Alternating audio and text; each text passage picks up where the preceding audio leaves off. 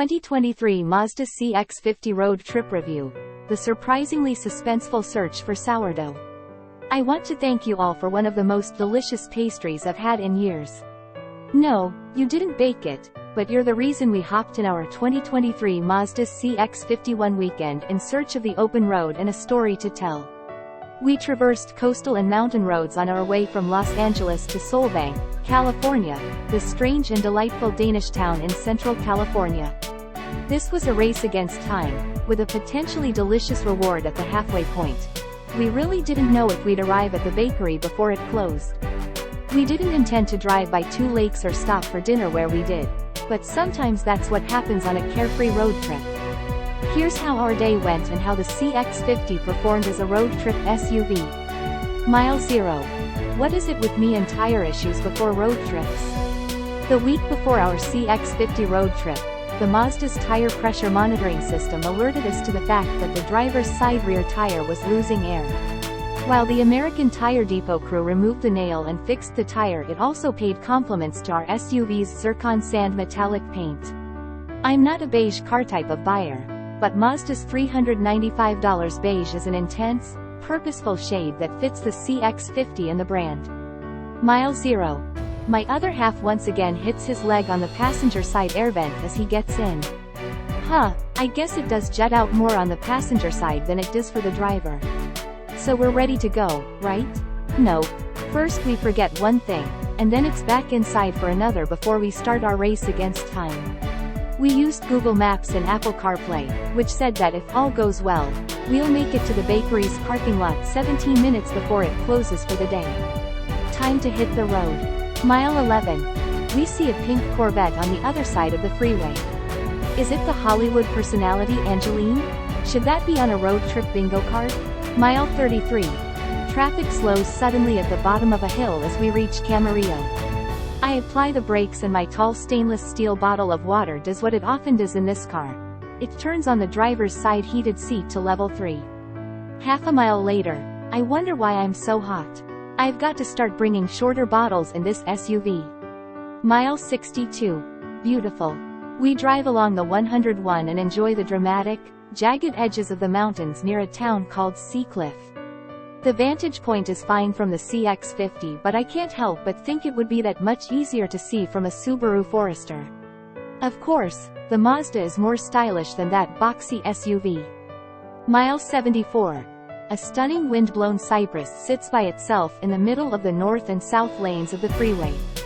This lone tree is becoming a mental checkpoint of sorts on our drives up the 101. This survivor is right before you hit Santa Barbara.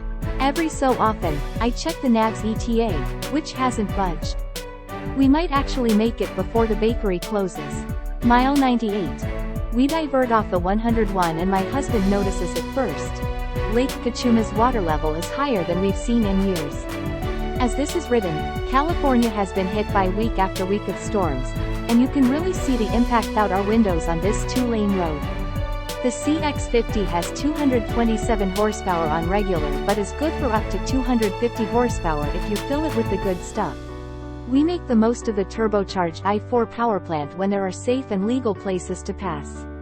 The 2.5T engine feels swifter than the less powerful and turbo-less S models, but as we've mentioned before, we wouldn't mind if the SUV were a little quicker still. At least the engine sounds great when you make the most of what it's got. Mile 114. Everyone's a critic. I park on the street by Good Seed Coffee Boutique and my other half notes that the pristine Lexus LS behind us parked closer to the curb. Okay, maybe so, but I do appreciate that our 2023 Mazda CX-50 tilts the mirror down in reverse to aid with parking. Not all non-luxury brands offer that feature, so thanks Mazda. Still mile 114. Just to heighten the suspense, the customer in front of us is having credit card issues. We wait, time passes, and finally, it's our turn. The place is out of snickerdoodle cookies, but we still score a full loaf of red and white sourdough. Tasty and slightly sweet.